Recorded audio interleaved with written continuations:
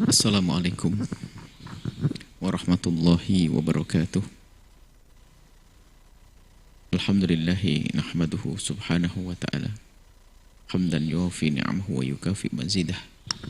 Ya Rabbana lakal hamdu kama yanbaghi li jalali wajhika wa 'azimi sultanik. Subhanaka la nuhsi thana'an 'alaika anta kama athnaita 'ala nafsik falakal hamdu wa lakal syukru ala dhalik. Allahumma salli wa sallim ala habibina sayyidina Muhammad wa ala alihi wa ashabihi wa tabi'ina lahum bi ihsanin ila yaumiddin. Allahumma ya Rabbana nas'aluka fahma ulama'ika al-amilin wa ilhama awliya'ika as-salihin. Nas'aluka ya Rabbana ilman nafi'ah wa fahman saliman wa na'udzubika ya Rabbana minaz zaygh wad dhalal. Allahumma ya Rabbana arzuqna taubata qabla al-maut wa syahadata 'inda al-maut wal jannata ba'da al-maut. Amma ba'du. Yang sangat kami cintai, kami muliakan para perindu-perindu ridha Allah, para pecinta-pecinta baginda Nabi Muhammad sallallahu alaihi wasallam, baik hadir, baik yang hadir atau yang menyaksikan acara ini atau mendengar suara ini, yang sangat kami cintai. Alhamdulillah, malam ini kita bisa melanjutkan belajar kita, yaitu mencoba merenungi hikmah yang pernah kami tulis dan kami hadirkan. Yang kita saat ini sudah masuk kepada hikmah yang ke-44. Bunyinya begini: jika engkau haus, pergi dan ambillah seteguk air lalu minum.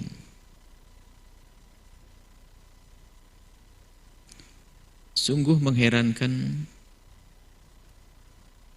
orang haus tidak mau mencari air.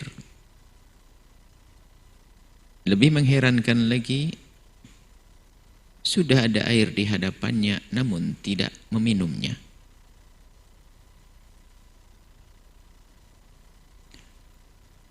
Ini adalah misal sederhana untuk kita jadikan sandaran untuk memahami sesuatu. Ini misal yang sering kita saksikan, bahkan kita rasakan, untuk kita bawa kepada sesuatu yang selama ini kita yakini, kita imani. Jika ada orang haus itu, ya, kalau dia orang berpikir untuk menghilangkan haus bagaimana? Pergi mengambil air dan meminumnya.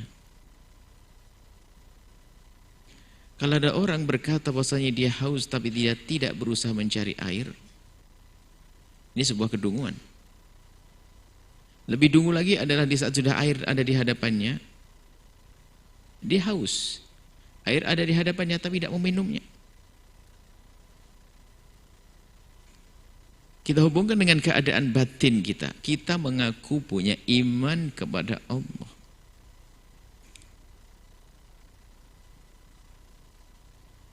Yang termasuk yang kita imani adalah beriman akan adanya kehidupan setelah kehidupan di dunia ini. Dan kita semua yakin, setelah kehidupan, setelah kematian ada kehidupan yang lebih abadi, kenikmatannya jauh, tidak bisa dibanding bahkan dengan kenikmatan di dunia. Kalau kita meyakini bahwasanya di sana ada surga, ada nikmat dan karunia Allah, dan kita semua merindukan kenikmatan tersebut, maka orang kalau cerdas, seperti orang cerdas yang dia haus, dia akan mencari air untuk meminumnya. Maka bagi yang percaya, yakin akan adanya surga dan dia merindukannya, pasti dia akan mengejarnya. Maka setelah itu kami hubungkan dengan keimanan. Jika engkau berorang beriman, apakah yang engkau rindukan? Apa yang engkau rindukan? Jika engkau orang beriman, tanyakan kepada dirimu sendiri yang aku beriman adanya surga, beriman adanya hari akhir. Apa yang kau rindukan di balik kehidupan di hari akhir itu? Apa yang engkau inginkan wahai hamba yang beriman? Kenikmatan apa yang kau rindu? Kalau di dunia sangat terbatas kenikmatannya, akan tapi ini kenikmatan dalam keabadian di dalam surga, keridhaan Allah. Apa yang engkau rindukan wahai hamba yang mengaku dirinya beriman, mengaku dia seorang muslim beriman kepada Allah yang menciptakan langit bumi dan menciptakan surga neraka. Lalu kita yakin akan adanya surga neraka. Apa yang kau harap di balik keyakinanmu akan adanya surga neraka? Apakah harapanmu masuk neraka? Tentu tidak. Lalu apa harapanmu? Aku ingin masuk surga Allah. Karena itulah tempat keridhaan Allah Subhanahu wa taala. Jika engkau orang beriman, apa yang engkau rindukan? Apa yang kau rindukan? Tanyakan kepada hati kecilmu. Rindu apa? Rindu neraka, rindu surga. Semua akan menjawab rindu surga. Tapi benarkah rindu dengan kepada surga yang diucapkan itu dirasakan oleh hatinya? Atau sekedar latah bahasanya dia rindu surga dan rindu surga, tapi perilakunya tidak pernah menuju kepada surga, bahkan usahanya pun tidak ada usaha menuju surga. Jika engkau orang beriman, apa yang engkau rindukan? Dan sejauh mana usahamu untuk menggapai kerinduanmu itu?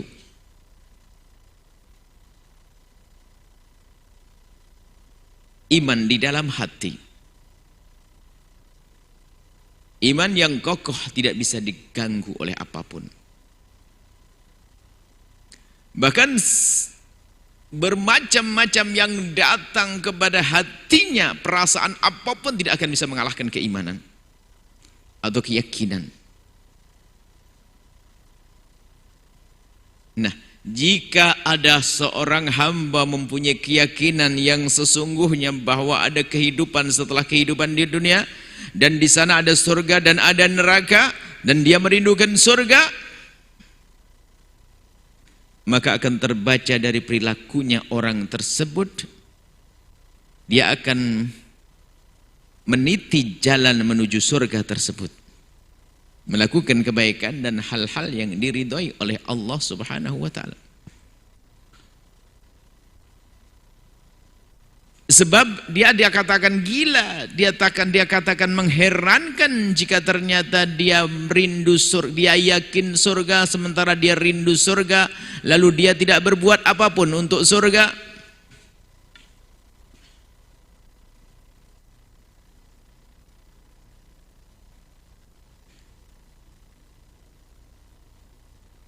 Dia berbohong dengan ucapannya. Dia berbohong dengan ucapannya. Kalau memang hatimu benar-benar rindu surga, maka tidak akan bisa dipungkiri anggota tubuhmu akan diperintahkan oleh raja di dalam dirimu, yaitu hati, untuk melakukan melakukan sesuai dengan apa yang ada di dalam hati. Gak mungkin, gak bisa dipungkiri. Kekuatan hati dahsyat, kekuatan iman dahsyat, kekuatan cinta dahsyat.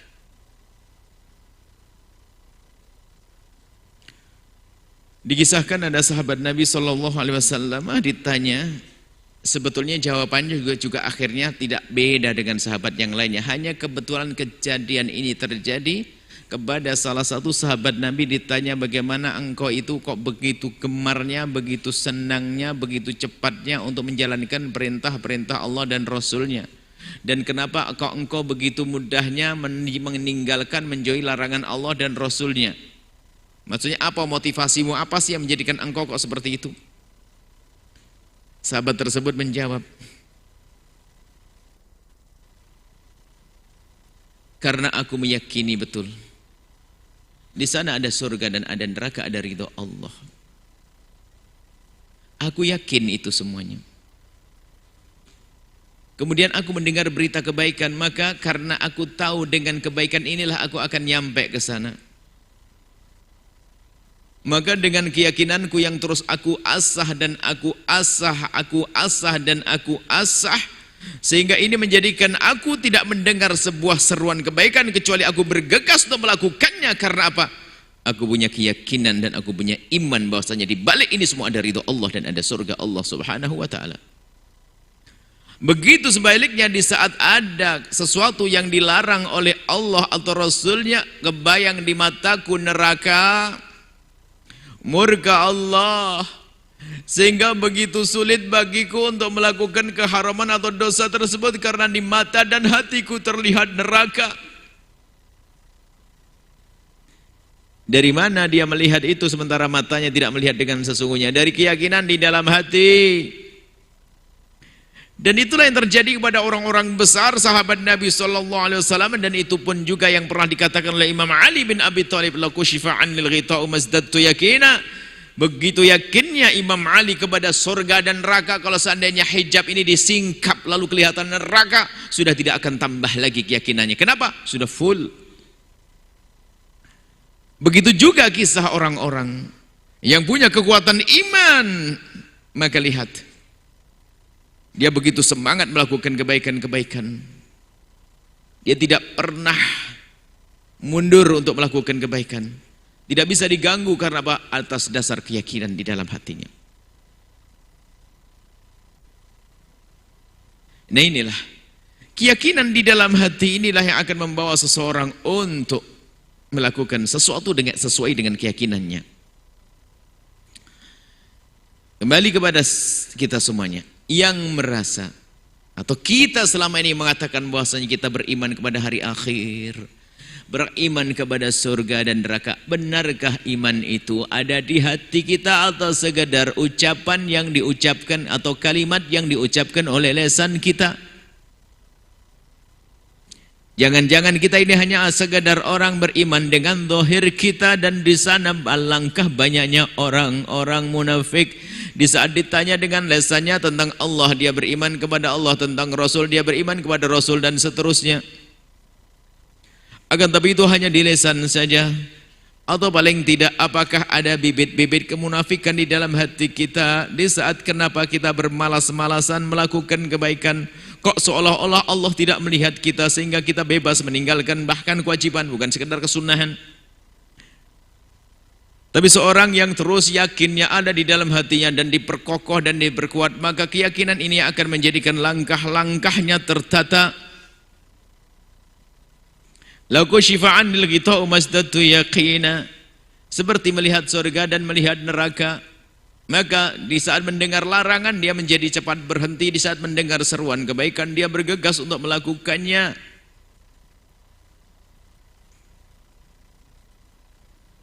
Inilah keyakinan di dalam hati, kekuatan yakin di dalam hati yang menjadikan seseorang akan berbuat sesuai dengan keyakinannya, kekuatan di dalam. Maka sebenarnya kami ingin membawa bahasanya, ujung pertama adalah hendaknya kita berusaha untuk menghadirkan keyakinan di dalam hati kita dengan bermacam-macam hujah agar semakin yakin. Di sana ujungnya adalah kita hendaknya koreksi. Kenapa kok kita selama ini jarang beribadah, jarang berbuat baik, kok malas berbuat baik? Jangan-jangan iman kita yang gropos, merasa Allah tidak melihat kita sehingga hari ini kita teledor.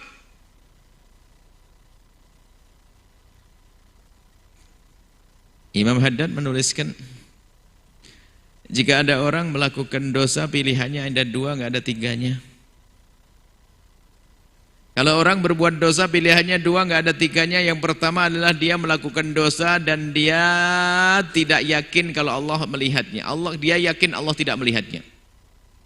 Melakukan kemaksiatan, kenapa kok dia melakukan kemaksiatan? Ya karena Allah tidak melihat. Maka dia kafir, keluar dari iman.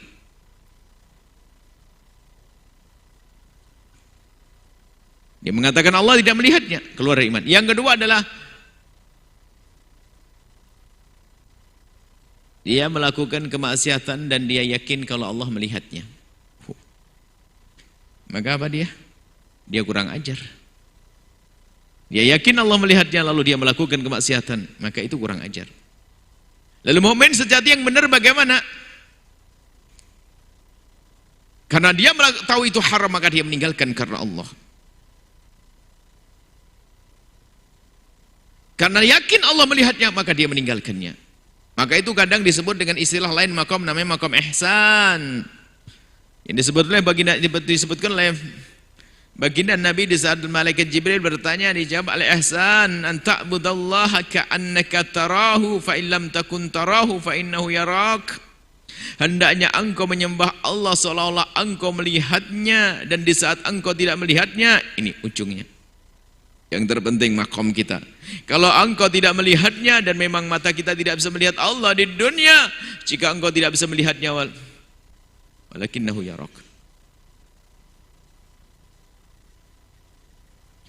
Fa illam takun tarahu fa innahu yarak. Sesungguhnya Allah melihatmu. Ini loh sebetulnya yang ingin kita hadirkan untuk mengasah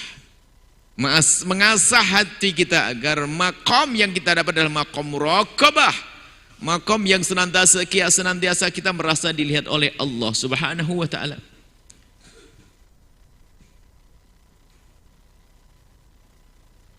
Harapan teragung adalah kita mendapatkan ridha Allah di surga Allah Subhanahu wa taala. Maka jika seorang hamba benar-benar dia hadir selalu Allah di dalam hatinya, kemudian dia takut akan hukuman Allah dan ridho akan kebaikan-kebaikan yang selama ini diajarkan, maka dia akan bergegas melakukan kebaikan dan begitu mudahnya menjauhi kemaksiatan.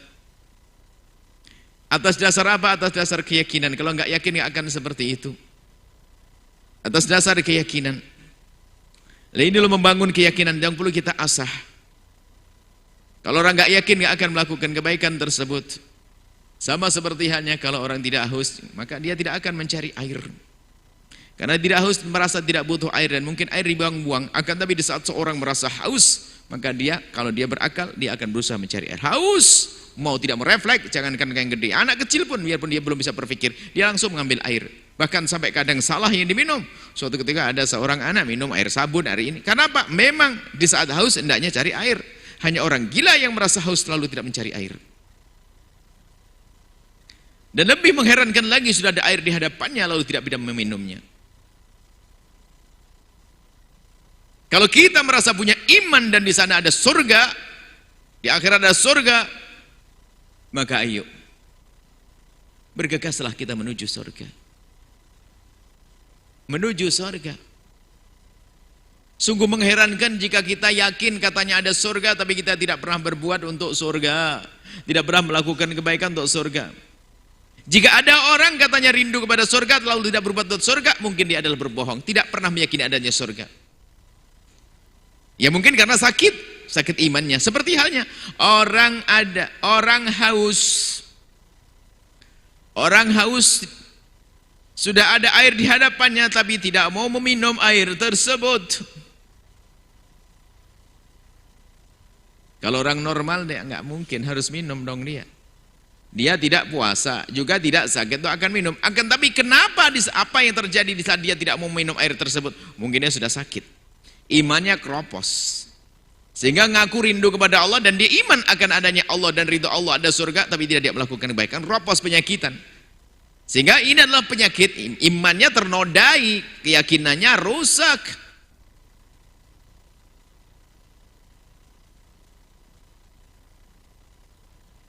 Mari kita semua koreksi diri kita sendiri. Kapan kita itu enggan atau ogah-ogahan melakukan kebaikan, langsung koreksi. Kita harus banyak istighfar, ngadu kepada Allah, ya Allah, jangan sampai imanku keropos, tabbit qulubana ala dinik ya Allah. Kuatkan hati kami dalam keimanan kepadamu ya Allah. Ayo berjuang. Tanda kalau kita rindu kepada Allah. Kita ulang. Jika engkau haus, gambaran tentang punya iman lalu rindu kepada surga. Apa orang yang punya iman lalu rindu kepada surga? Pergi dan ambillah seteguk air lalu minum. Ya berbuatlah sesuatu yang menjadikan kita sampai kepada surga. Orang katanya rindu surga.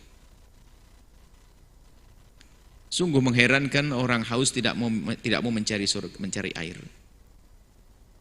Orang mengaku katanya dia rindu surga, percaya adanya surga. Tapi dia tidak pernah berusaha untuk mencari surga. Bohong dia. Sakit dia.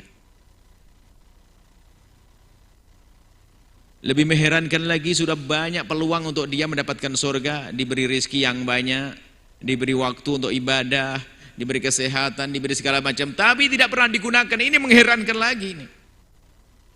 Tidak pernah menggunakan apa yang Allah berikan kepadanya untuk menggapai surga Allah. Maka ini gambarnya tentang lebih mengherankan lagi adalah sudah ada air di hadapannya lalu dia tidak meminumnya. Seperti halnya sudah diberi fasilitas oleh Allah untuk menuju surga, tapi tidak pernah digunakan untuk menuju surga, maka dia adalah orang dungu. Padahal seperti yang kami sampaikan, sesungguhnya setiap karunia yang Allah berikan kepada hambanya itu ada pesan. Yang makna pesan itu adalah wahai hambaku, aku kirim kepadamu ini semua untuk menuju kepadaku. Aku kirim kepadamu harta untuk agar engkau bisa menujuku dengan cepat. Aku beri engkau pangkat agar engkau menujuku dengan cepat. Agar tapi tidak semua telinga-telinga mereka itu mendengar. Mata hatinya sudah tertutup, tidak bisa melihat.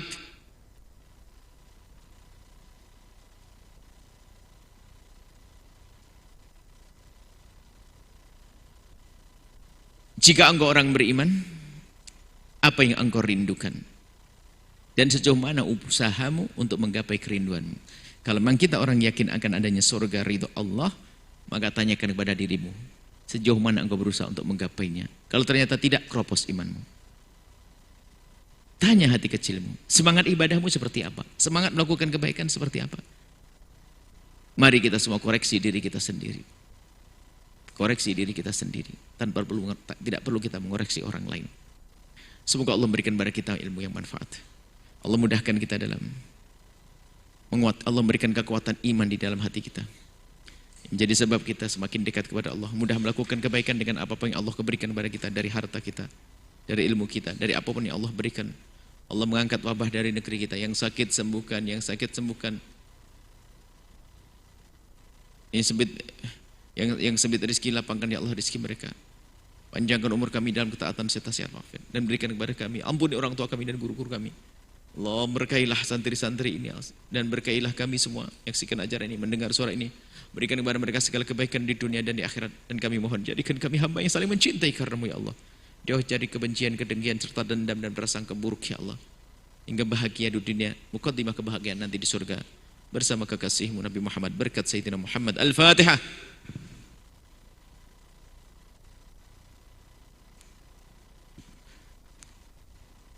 Terima kasih, mohon maaf dan mohon selalu memilih taufik hidayah. Assalamualaikum warahmatullahi wabarakatuh.